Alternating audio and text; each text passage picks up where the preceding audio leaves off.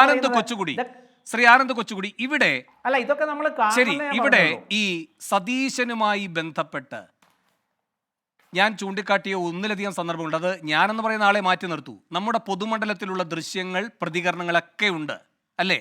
ആര് പറയുന്നു എന്നതല്ല പ്രധാനം, സതീശൻ പറഞ്ഞത് അവിടെ ഉണ്ട് എന്നതാണ്. അതിലൂടെ എന്താണ് മനസ്സിലാകേണ്ടത്? ഇങ്ങനെ ഈ പറയുന്ന ഏറ്റവും വലിയ മഹത്വമായി സതീശന് കൽപ്പിച്ചു കൊടുക്കുന്നത് ഈ രണ്ട് ഉപതെരഞ്ഞെടുപ്പുകളിലെ വിജയമാണ്, തൃക്കാക്കരയും പുതുപ്പള്ളിയും. അത് രണ്ടും വിജയം സുനിശ്ചിതമാണ്. ഒന്നാമത് ഏറ്റവും പ്രധാനം അത് സഹതാപ തരംഗത്തിൻ്റെ അടിസ്ഥാനത്തിൽ നടക്കുന്ന ഉപതെരഞ്ഞെടുപ്പുകളാണ്. കൂടാതെ സംഘടനാപരമായി നല്ല ശക്തി, സംഘടനാപരമായി തന്നെ ഈ പറയുന്ന എറണാകുളത്തുണ്ട്, വൈകാരികമായി കോട്ടയത്തുണ്ട്. അപ്പോൾ ഇതെല്ലാം വലിയ വിജയമായി, വമ്പൻ വിജയമായി, അതിൻ്റെ എല്ലാം ഉടമസ്ഥാവകാശം ഉള്ള ഒരേ ഒരാളായി വി ഡി സതീശനെ അവതരിപ്പിക്കുന്നു. വി ഡി സതീശൻ വിചാരിക്കുമ്പോഴാണ് പാർട്ടി സംവിധാനം ഉണ്ടാവുക, അതിനെ ഏറ്റവും ശക്തമായി ചലിപ്പിക്കാൻ കഴിയുക. അങ്ങനെ ഒരു പ്രതീതി ഉണ്ടാക്കുന്നു. ഇതെന്താണ്? ഏത് തരത്തിലുള്ള ഒരു സന്ദേശമാണ് ഹൈക്കമാൻഡ് ഇതുവഴി നൽകുന്നത്? താങ്കളുടെ ബോധ്യം അങ്ങനെയാണോ? വി ഡി സതീശനുമായി ബന്ധപ്പെട്ട് താങ്കൾ കോൺഗ്രസ് രാഷ്ട്രീയത്തെ വളരെ സൂക്ഷ്മമായി പരിശോധിക്കുന്ന വ്യക്തിയാണല്ലോ. അല്ല, അത് ഈ സതീശന് സംഘടനയെ ചലിപ്പിക്കാൻ പറ്റിയിട്ടുണ്ട് പുതുപ്പള്ളിയിലും തൃക്കാക്കരയിലും. തൃക്കാക്കര പ്രത്യേകിച്ച് അദ്ദേഹം പ്രതിനിധാനം ചെയ്യുന്ന പറവൂരും എറണാകുളം ജില്ലയുമായിട്ട് ആ ജില്ലയുടെ ഭാഗം കേരളത്തിലെ ഏറ്റവും ശക്തമായ പാർട്ടി സംവിധാനമുള്ള ജില്ലയാണ് എറണാകുളം, സതീശന് മുൻപും. അതെ അതെ, അദ്ദേഹത്തിന്റെ തന്നെ അനുയായിയായിട്ടുള്ള ഷിയാസ് ആണ് DCC അധ്യക്ഷനും. രണ്ടാമത് പുതുപ്പള്ളിയിൽ ഈ പറയുന്നത് പോലെയുള്ള കാര്യങ്ങൾ, ഈ അവസാനം വന്ന റിസൾട്ട് 40,000 80,000 അതുപോലെ ഒരു റിസൾട്ട് ആയിരുന്നില്ല തുടക്കത്തിൽ മാധ്യമങ്ങളിൽ ഉൾപ്പെടെ ഉണ്ടായിരുന്നത്. ഇവിടെ ഒത്തിരി മാധ്യമങ്ങൾ ഉൾപ്പെടെ അവിടെ എന്താണ് കട്ടയ്ക്കുള്ള മത്സരമാണ് എന്ന രീതിയിലൊക്കെ വലിയ പ്രചരണമൊക്കെ അഴിച്ചുവിട്ടിരുന്നു. പക്ഷേ അവിടെ നല്ല ഒരു പാർട്ടി സംവിധാനത്തെ ചലിപ്പിക്കേണ്ട ആവശ്യമുണ്ടായിരുന്നു.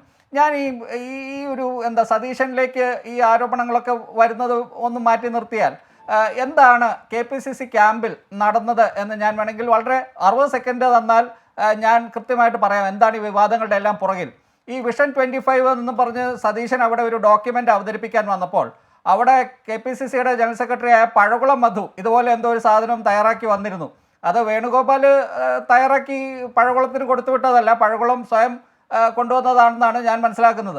അത് അവതരിപ്പിക്കാനുള്ള അവതരണാനുമതി സതീശൻ നിഷേധിക്കുന്നു, അല്ലെങ്കിൽ അദ്ദേഹത്തിന് കിട്ടുന്നില്ല. അപ്പോൾ അത് കഴിഞ്ഞിട്ട് ഇത് സുധാകരൻ്റെയും ഈ കാര്യത്തിൽ പിന്നീട് ഈ വാട്സപ്പ് വഴി പോയ സർക്കുലറിൻ്റെ ഒക്കെ പശ്ചാത്തലത്തിൽ ഒരു KPCC യോഗം സൂം വഴി നടക്കുന്നു. അതിൽ പഴകുളവും നസീറും അതുപോലെയുള്ള 1-2 ആൾക്കാരും ഒക്കെ സതീശനെ വളരെ രൂക്ഷമായിട്ട് വിമർശിക്കുന്നു. അതിനുശേഷമാണ് ഈ കാര്യങ്ങളെല്ലാം ഇതുപോലെ ആയത്. ഇതിൻ്റെ പ്രശ്നം കമ്മ്യൂണിക്കേഷൻ ഗ്യാപ്പാണ്. സതീശനെ പറ്റി ഒരു വാർത്ത വന്നാൽ സുധാകരൻ ക്യാമ്പ് നിഷേധിക്കില്ല, നിഷേധക്കുറിപ്പ് ഇറക്കില്ല. സുധാകരനെ കുറിച്ചൊരു വാർത്ത വന്നാൽ സതീശൻ ഗ്രൂപ്പ് അല്ലെങ്കിൽ അവർ നിഷേധക്കുറിപ്പ് ഇറക്കില്ല. അപ്പോൾ ഇതുപോലെയുള്ള വാർത്തകൾ പ്രചരിക്കും, കോൺഗ്രസിനെ തന്നെ അങ്ങോട്ടും ഇങ്ങോട്ടും പാരയാകും. ഈ പാരകളെല്ലാം ഇവർ സ്വയം പണിയുന്നതാണ്. ഇവർക്ക് എല്ലാവർക്കും മുഖ്യമന്ത്രിയാകണം, ഇവർ എല്ലാവരും അടുത്ത തവണ മുഖ്യമന്ത്രി കുപ്പായം തുന്നിച്ചു വെച്ചിരിക്കുകയാണ്. സുധാകരൻ ഇപ്പോഴും ഒരംഗത്തിന് ബാല്യമുണ്ടെന്നാണ് അദ്ദേഹം കരുതുന്നത്. സതീശന് വളരെ ജൂനിയറായിട്ടുള്ള അദ്ദേഹത്തിന് ഈ പദവിയൊക്കെ കിട്ടി. അപ്പോൾ അദ്ദേഹം വിചാരിക്കുന്നത് ഞാനാണ് എല്ലാം ഈ പാർട്ടിയെ മുഴുവൻ ചലിപ്പിക്കുന്നത്, അതുകൊണ്ട് എനിക്ക് കിട്ടണം. എന്നാൽ ചെന്നിത്തലയ്ക്ക് ഇനിയും ആഗ്രഹമുണ്ട്. മറ്റു പലർക്കും വേണുഗോപാൽ ദില്ലിയിലിരുന്ന് അദ്ദേഹം വിചാരിക്കുന്നത് ഇവിടെ കാര്യങ്ങളെല്ലാം അദ്ദേഹത്തിന്റെ കൂടെ കീഴിൽ കൊണ്ടുവരാൻ പറ്റുമെന്നാണ്. അങ്ങനെയുള്ള ഈ ആഗ്രഹമുണ്ട്, രമേശ് ചെന്നിത്തലയ്ക്ക് ആഗ്രഹമുണ്ട്, വി ഡി സതീശന് ആഗ്രഹമുണ്ട്. പക്ഷെ ശശി തരൂർ വന്നിറങ്ങിയപ്പോൾ ഏറ്റവും അരക്ഷിതാവസ്ഥയിൽ പ്രതികരിച്ചത് ആരാണ്? ചെന്നിത്തലയാണോ? KC വേണുഗോപാലാണോ? ആരായിരുന്നു? അല്ല, അത് സതീശൻ ഇപ്പോൾ വിചാരിക്കുന്നത് അദ്ദേഹത്തിൻ്റെ ഈ നിയമസഭയിലെ പ്രകടനം കൊണ്ടും തൃക്കാക്കരയിലും പുതുപ്പള്ളിയിലും ഉപതെരഞ്ഞെടുപ്പ് വിജയങ്ങൾ കൊണ്ടും അദ്ദേഹത്തിന് എന്തുകൊണ്ടോ ആ പദവി അദ്ദേഹത്തിലേക്ക് വന്നു ചേരുമെന്നാണ്. കാരണം വേണുഗോപാൽ ഇങ്ങോട്ട് വരില്ല എന്നാണ് അദ്ദേഹത്തിന്റെ ചോദ്യം. ശശി തരൂർ വന്ന് 4 പരിപാടികളിൽ പങ്കെടുക്കുക, പ്രബലമായ സമുദായങ്ങൾ അദ്ദേഹത്തെ വിളിക്കുക, ആ സമയത്ത് അരക്ഷിതനായ ആളാരാണ്? അത് സതീശൻ തന്നെയാണ്. ആണല്ലോ. അതിന് കാരണമുണ്ട്. അല്ല, ഇതാണെന്നേ പ്രശ്നം. ഇതിനോട് ചേർത്താണ് ഈ പുതുപ്പള്ളിയിലെ വാർത്താ സമ്മേളനം കാണേണ്ടത്. അല്ല, ഇതുമായി ബന്ധപ്പെട്ടാണ് രമേശ് ചെന്നിത്തലയ്ക്ക് മൈക്ക് കിട്ടാതെ പോകുന്ന സാഹചര്യം കാണേണ്ടത്. ഇതുമായി ബന്ധപ്പെട്ടാണ് നേരത്തെ ശ്രീ റെജി ലൂക്കോസ് പറഞ്ഞു, എനിക്കറിയില്ല, ഉമ്മൻചാണ്ടിയുമായി ബന്ധപ്പെട്ട പ്രതികരണത്തെ കാണേണ്ടത്.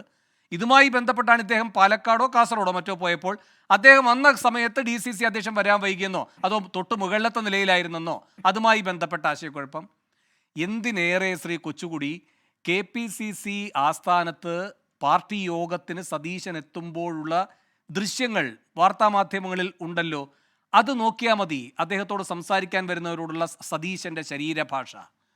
അത് എത്രമാത്രം വിനയത്തോടെയാണ്, എത്രമാത്രം സൗഹാർദ്ദത്തോടെയാണ് ഉള്ളത്, അതോ എത്രമാത്രം ധാർഷ്ട്യത്തോടെയാണ്? കണക്ക് കൂട്ടി തൂക്കം ഒപ്പിച്ച് നോക്കിയാൽ അങ്ങേക്ക് തന്നെ അത് മനസ്സിലാവും. അങ്ങ് തുടർന്നോളൂ.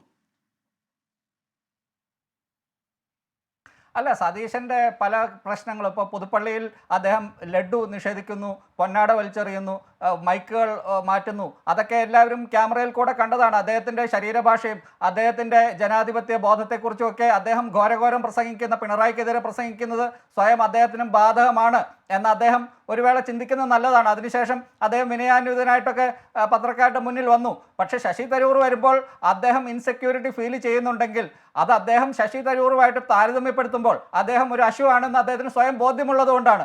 നമ്മളെക്കാൾ കഴിവുള്ള ഒരാൾ അപ്പുറത്ത് വരുമ്പോൾ നമുക്ക് ഇൻസെക്യൂരിറ്റി തോന്നും. അത് മനുഷ്യ സഹജമാണ്. അപ്പോൾ ഇവരുടെ എല്ലാം ഈ ആഗ്രഹങ്ങളുണ്ടല്ലോ, മുഖ്യമന്ത്രിമാരാകണം എന്നുള്ള, മുഖ്യമന്ത്രിയാകണം എന്നുള്ള ഈ ആഗ്രഹമാണ് ഇതിൻ്റെ എല്ലാം പുറകിൽ.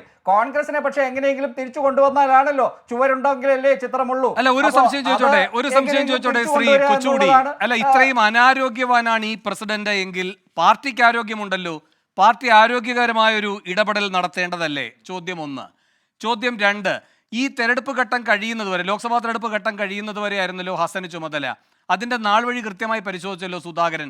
വോട്ടെടുപ്പ് കഴിയുന്ന അന്ന് വരെയാണ്, അതല്ലാതെ തെരഞ്ഞെടുപ്പ് ഫലം വരുന്ന ജൂൺ 4 വരെ അല്ല എന്ന് കൃത്യമായി പറഞ്ഞ് അത് തിരികെ വാങ്ങാൻ ശ്രമിച്ചല്ലോ. ആ ഘട്ടത്തിൽ അത് വേണമെങ്കിൽ നിഷേധിക്കാമായിരുന്നല്ലോ. ഇനി സുധാകരൻ്റെ ഒരു പ്രതികരണവും നാം മറന്നുകൂടാ. തൃശ്ശൂരിലെ തോൽവിക്ക് ശേഷം കോഴിക്കോട്ടെ വീട്ടിൽ വന്നിരിക്കുകയാണ് കെ മുരളീധരൻ. കെ സുധാകരനോട് ആ ഘട്ടത്തിൽ മാധ്യമപ്രവർത്തകർ പല ചോദ്യങ്ങൾ ചോദിക്കേണ്ട, അനനയിപ്പിക്കാൻ പോകുമോ, വീട്ടിൽ പോകുമോ തുടങ്ങിയ കാര്യങ്ങളൊക്കെ. അതിൽ ഒരു ചോദ്യമായി വന്നത്, നിങ്ങൾ ഈ പറയുന്ന KPCC അധ്യക്ഷ സ്ഥാനം കെ മുരളീധരൻ വരുന്നതിനെ പറ്റി എന്താ അഭിപ്രായം എന്ന് ചോദിച്ചപ്പോൾ സുധാകരൻ പറഞ്ഞ മറുപടി എന്താണ്? എനിക്കത് കൈമാറാൻ ഒരു മടിയുമില്ല എന്നാണ്. കെ മുരളീധരൻ്റെ അതിനോടുള്ള പ്രതികരണം എന്തായിരുന്നു? സുധാകരൻ തുടരട്ടെ എന്ന് തന്നെയുമായിരുന്നു. അപ്പോൾ ഇങ്ങനെയുള്ള പ്രതികരണവും നാം കാണുന്നുണ്ട്.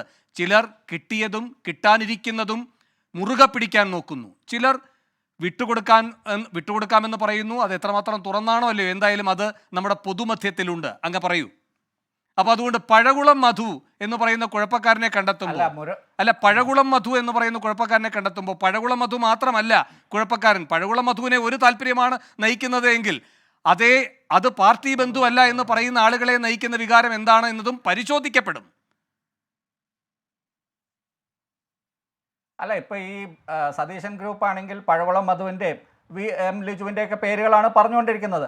ഞാൻ പലരോടും സംസാരിച്ചു, പല ഗ്രൂപ്പ് ഇപ്പോൾ ബഹുമാനപ്പെട്ട ശ്രീകുമാർ പറയാത്തൊരു കാര്യം, അതായത് ഈ കോൺഗ്രസിൻ്റെ ഈ നേതാക്കളെല്ലാം ഗ്രൂപ്പ് മാറിക്കൊണ്ടിരിക്കുകയാണ്. പകല് സതീശൻ ഗ്രൂപ്പാണെങ്കിൽ രാത്രിയാകുമ്പോൾ അവർ ചെന്നിത്തലയുടെ കൂടെ പോകും, അല്ലെങ്കിൽ മാറും. ഇങ്ങനെ ഓരോ ആരുടെ കയ്യിലാണ് അധികാരം എന്ന രീതിയിൽ ഇവർ രാത്രി തോറും മാറിക്കൊണ്ടിരിക്കുകയാണ്. ഓരോരുത്തരുടെയും വിശ്വസ്തരായി പ്രവർത്തിക്കുന്നവർ നാളെ മറ്റൊരാളുടെ ഗ്രൂപ്പിലാണ് പോകുന്നത്. സുധാകരന് ഇവിടെ ഒത്തിരി പ്രശ്നങ്ങളുണ്ട്. അദ്ദേഹത്തിന് ഈ സ്ഥാനം ഏതെങ്കിലും ഘട്ടത്തിൽ നഷ്ടമാകുമെന്ന് തന്നെയാണ് ഞാൻ കരുതുന്നത്. അത് ചേലക്കരയിലും പാലക്കാടും ഉപതെരഞ്ഞെടുപ്പുകൾക്ക് ശേഷം അദ്ദേഹത്തെ മാറ്റാൻ തന്നെയാണ് സാധ്യത. ഇപ്പൊ കെ മുരളീധരൻ ആ സ്ഥാനത്തേക്ക് വന്നാൽ ഈ രൂപത്തിൽ തന്നെ ഇരിക്കട്ടെ എന്ന് കരുതുന്ന ഒരു സതീശൻ വിരുദ്ധ വിഭാഗമുണ്ടോ? അങ്ങനെയുണ്ടോ? അതായത് ഇപ്പോ സുധാകരനെ ഇളക്കി പ്രതിഷ്ഠിക്കേണ്ടതില്ല, കുറച്ചുകൂടെ കഴിയട്ടെ എന്ന താല്പര്യമുണ്ടോ? അതിന്റെ ഭാഗമായാണോ സുധാകരൻ അങ്ങനെ തന്നെ നിൽക്കട്ടെ എന്ന ഒരു പിടി കേരളത്തിലെ കോൺഗ്രസ് നേതാക്കളുടെ ഒരു പിടി കോൺഗ്രസ് നേതാക്കന്മാരുടെ നീക്കത്തിന്റെ പിന്നിലെ താല്പര്യം? അല്ല, ഇപ്പൊ സുധാകരനെ മാറ്റി ഒരു ദുർബലനായ, ഇപ്പൊ സുധാകരനെ മാറ്റിയാൽ ആരെ വെക്കുമെന്ന ചോദ്യമുണ്ട്. മുരളീധരൻ എന്തായാലും ആകില്ല. കാരണം അദ്ദേഹത്തെ തോൽപ്പിച്ച TN പ്രതാപനാണ് വർക്കിംഗ് പ്രസിഡന്റ്. അപ്പോൾ വർക്കിംഗ് പ്രസിഡന്റ് TN പ്രതാപിൻ്റെ കൂടെ അദ്ദേഹം KPCC അധ്യക്ഷനാകാൻ തയ്യാറാകുമെന്ന് ഞാൻ കരുതുന്നില്ല.